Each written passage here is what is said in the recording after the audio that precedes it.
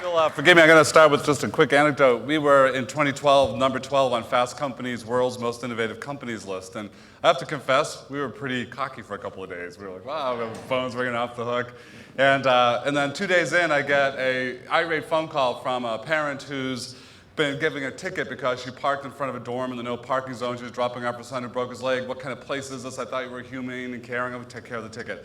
And then I have a faculty member standing up at a faculty senate meeting who's holding a sheaf of papers and accusing us of all sorts of transgressions, and he's going to go to the Chronicle of Higher Ed. And it culminated in a message from a student who texted me and said, "Hey, Mr. Innovation, the toilet in my dorm room's still not working after 2 days."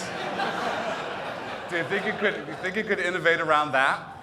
So students sort of have a way of grounding us. I want to talk a little bit about my story and where I came from. I was born in this home in rural Canada in the Maritimes. This was a hard-scrabble farm of about 30 farms. This is north of Maine. And in Maine, all you can grow is blueberries and potatoes, so it gets even worse if you get up here. And this is my grandfather and my sister, and it looks like it could be 1880, but in fact, it's in the 1950s, early 50s. So we immigrated, and this was my green card. Then you didn't have to wait. So in 1960, my family immigrated to the Boston area. I never got cuter than that moment, my mother tells me. It gets worse. My daughters, who you'll see in a second, say, "Dad, I can't believe you put this photo up here." But this is right after we moved to America. And not every guy can pull off 2 kinds of plaid in one outfit. If you visit me in about 25 years, I'm almost certainly be wearing a version of this outfit in the home. If you'll forgive this, because I can't find a way to graciously frame what is going to sound like blatant parental bragging. This is a picture of my daughters, Emma, who's a Rhodes Scholar, and this is in front of Rhodes House in Oxford, and my daughter Hannah, who's at Stanford. This is my father-in-law, who, like my father, didn't finish high school. My parents went to the 8th grade, because in those days, actually, that was the common endpoint for people who weren't going on to college. And I include this because he also didn't, as I said, both our parents worked in construction. What is the thing that connected that farm, this place, to the lives that my daughters are having today? It was education. It wasn't just education, because it was education that was affordable and accessible. I actually went to one of the Massachusetts state colleges, and I actually could afford to pay for my college by working construction in the summer, building decks. If this presidency doesn't work out and you need a deck, I still could build a pretty damn fine deck. And the thing that connects the dots, really, was my ability to go to college and make a different life available to my daughters, who now have a dramatically different life than those grandparents who left a farm in rural Canada and immigrated to the United States. It is a version of a dream, and you probably think about this as a version of the American dream. In fact, it's more likely the Danish dream. Because in Denmark today, there's more social mobility than there is in the US. In fact, I'll see how good you were in geography. In Denmark, anybody? Where's Carl? Norway, in Finland, in Canada, the country we left, in Sweden, in Germany. And this is the one that's so galling to so many Americans when I put this up here, because, I mean, if you remember the New York Post, who called them cheese-eating surrender monkeys, the country that is more solidly, when we think about calcified European class structures, France and England, right? And yet there's more social mobility today in France than there is in the United States. In fact, what's been called the Gatsby curve will suggest other countries, and this is a bit of a different indice, which talks about intergenerational mobility. So not just mobility out of your social class, but mobility compared to where your parents were. So the difference today is that if you are born in the bottom 20% of income, there is a 60% chance you will live your life and die in the bottom 40% of all income earners in America. Vice versa, if you're born in the top 20%, there is a 60% chance that you will die in the top 40%. We have had class inequity. We have lost our social mobility, which was the hallmark of the American dream. And the one thing that makes a difference still is that if you are born in that bottom quintile and you go to college, you have a 3 times better chance of moving out of that bottom 40%. Education remains the difference maker, but it is increasingly out of the reach of young people and adults.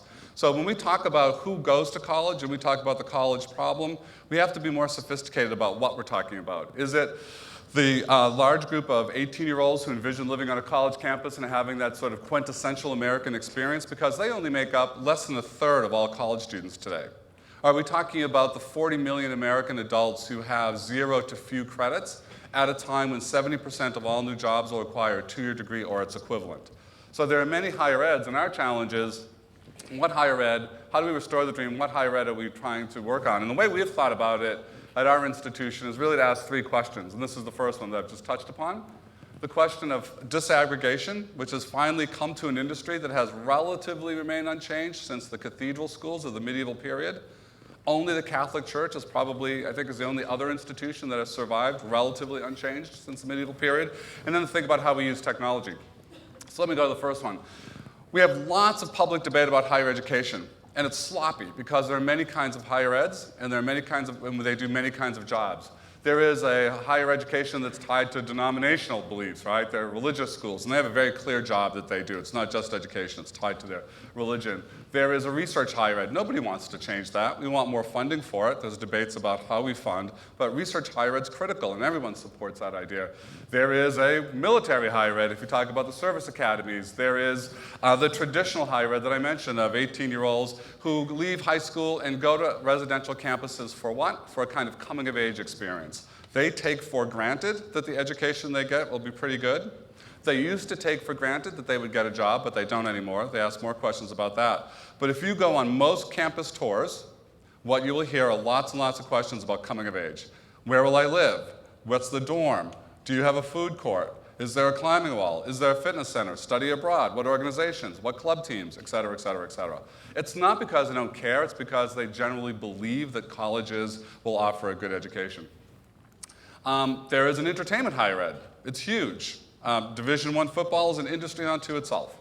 And then there's the higher ed that I'm going to talk about today because we're focusing our program not only on adults, and adult students, non-traditional age students, are the bulk of college students today, but the particular program I'm going to talk about and the innovation we worked on this year targets the bottom 10% of wage earners in most organizations, the most marginalized of adult workers, the people who get the least attention. So I'm going to go through the 3 of these things, right? So the first one is, we thought about who do we want to help. So I've told you about the audience, who our target is. Then we talked about technology, and we think about technology in 3 ways. There is technology that allows you to continue to do what you do now, but to do it better. So when higher ed in about 1940 brought the overhead projector from the bowling alley to the classroom, that was an example. We added technology in, but we kept doing, right, the model was the same. And higher ed's done a lot of great stuff with technology, and improved quality, and we can feel pretty good about that, but it hasn't made it more sustainable and more affordable. There is a second kind of use of technology which allows you to keep doing the same things, but to drive some cost out, usually human cost. So every time you walk up to a kiosk at an airport, you're essentially going through all of the same processes you used to go through 30 years ago, 20 years ago, even 10 years ago, but now they're humans out of the mix, what some people call a second economy, a technology economy. And then there is the third use, and this is a picture of Amazon, we could do this with Zappos and others, in which we actually reinvent the business model. And in reinventing the business model, we drive out cost and we serve more people. This is the question we took up when we were thinking about our innovation work. And then finally, disaggregation or unbundling. So forever in higher education, the core work of academics was vertically integrated. That is, a faculty member thought about a course, a program, created those courses, thought about the outcomes, curated the materials, chose the text, added their own content, prepared the lectures, delivered the courses, intervened when students struggle, advised, hopefully revised the courses, et cetera. This was the faculty's work. Today, we see this unbundled in higher education. So courses may be developed by a subject matter expert in conjunction with an instructional design team, and the person who helps create that course may never actually teach it. And courses are sometimes delivered by instructors, but increasingly they're delivered without instructors. We'll talk about examples of that, and smart learning and other ways of sort of approaching that. Tutorial services now are often outsourced to people who are better at it. Assessment, et cetera. And there are lots of people who are working on parts of this. So if you think about courses, MOOCs, sort of the darling of the press right now, is another way of thinking about where courses come from, how we bring them into the model. So in this unbundling, there's opportunities to rethink how we do education. And this is what we did with a program that we humbly call College for America. And we launched this program back in January. And in April, it was the first program of its kind to get approval by the Department of Education. under something called direct assessment. And the genesis of this program was really, in some ways, an interview with Mohammed Yunus of the Grameen Bank. And when he was asked, how did you come up with the idea of the bank? He said, I thought to myself, what are all the things that traditional banks do? And maybe I'll do the opposite. They lend to men, I'll lend to women. They could come to the bank, I'll go to the village. They ask for collateral, I won't. They like big loans, we want small loans, and on and on and on. So we started asking this question about education and the current state of education. And the first one is the most important one, which is we decided to rethink the credit hour. So the credit hour is like the Higgs boson particle, the God particle of higher ed, right? So you know why it was developed, perhaps? It was developed by the Carnegie Foundation to figure out how to pay pensions to retired faculty members. But what it's come to do is permeate higher ed and how we think about it. It's how we unitize knowledge, it's how we build courses, it's how we build programs, it's how we track students' progress to completion, it's how we know someone has a degree, it's how we assign faculty workload, it's how we give people time off, we have a credit hour course off, it's how we apportion our classrooms, it's how we build our schedules, and most importantly, it's how we dispense with $153 billion of federal financial aid every year, which is the rocket fuel of higher education in America. If that funding goes away, higher ed collapses as you know it. So the credit hour is critical, and what we were able to do is find language in the federal provisions that said, you can, no one's done it, but you can give out financial aid if you flip this, if you do direct assessment of what people learn and not time. And if you think about it, what the credit hour is great at is we'll tell you exactly how long someone sat at a desk, but it doesn't tell you what they actually learned. We're not very good about this in American higher education. So we started with this and we reversed this, and when you flip, this is like changing something in physics, right? When you flip it, everything becomes possible. So we moved away from faculty to mentoring and peer-to-peer learning. We got rid of textbooks and brought in open education resources. We thought about the transcript. You get some transcript and somebody gets a B in sociology, all we really know is that they did better than somebody who had a C+ or a B-. But you don't know what they actually know. We do competency transcripts. We didn't think about courses anymore. We didn't care. We thought about what do people have to know. So we created competencies, 120 of them. Sorry, bring it back 1 second.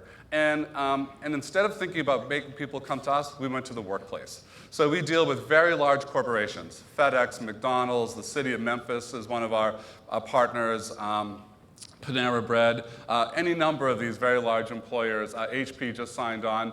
And again, we work with them. And the critical thing, and I was so struck by what Angela says, is we leverage the social assets that these disadvantaged, marginalized learners have. So one of the things we talk to about corporations is when you send people away to take college classes, all you ever do is write the check.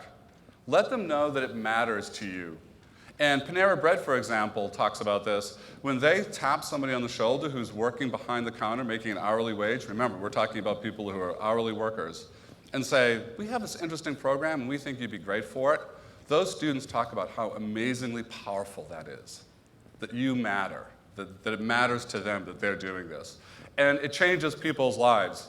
Because we're not connected to time, we had our first graduate go from 0 to an associate's degree, typically a 2-year experience, in just under 100 days. Zach Sherman. Zach Sherman worked the sanitation crew at a ConAgra food plant in Troy, Ohio, the midnight shift, the graveyard shift, making Slim Jims.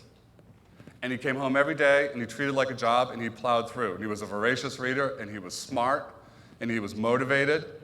And the one thing he didn't have, he didn't have money. So we offer this program for $1,250 every 6 months. Zach Sherman could graduate with an associate's degree for less than 1/3 of 1 year in the New Hampshire community college system. This changes everything.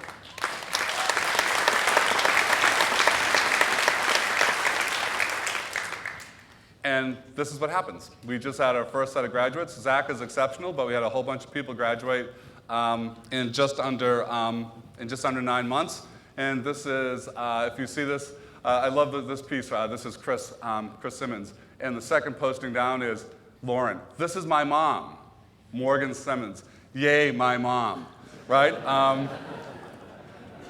And I love this posting because fundamentally, if I go back to where I started, it is education in a degree that changes the trajectories of people's lives and the lives of their kids and their grandkids. And our task is to bring social mobility back into the United States. And our goal is to enroll 300,000 students by 2018. A big, ambitious goal, I know. But we want to be impactful in that way. And that, for me, is all about restoring the American dream that I was lucky enough to have. But I don't know if this kid gets it. Right now, it's not available in the way that it once was. That's our challenge. That's our task. Thank you.